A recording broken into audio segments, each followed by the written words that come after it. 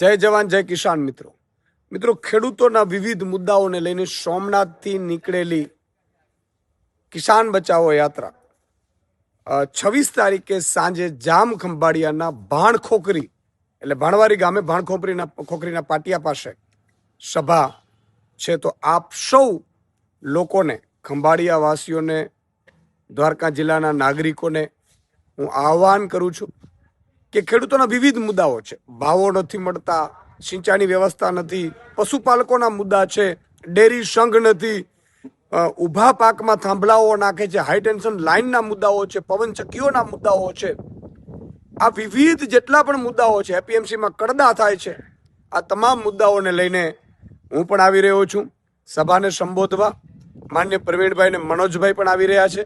તો આપ સૌને મારી વિનંતી છે કે આપણે ભાણખોખરી જે પાટિયા પાસે જે સભાનું આયોજન છે 26 તારીખે 26/2/2026 સાંજે 6 કલાકે આપ સૌને હું પધારવા આમંત્રણ પાઠવું છું। પ્રવીણભાઈ 108 દિવસ જેલમાં રહ્યા છે, તો એમનું સન્માન પણ આપણે ત્યાં કરીશું। આપ સૌ ઉપસ્થિત રહો મોટી સંખ્યામાં, એવી હું આપને આહ્વાન કરું છું। અને દરેક ખેડૂતોના મુદ્દા ઉપર આપણે આ સભામાં આ મુદ્દા ઉઠાવવાના છે। જય જવાન જય કિસાન।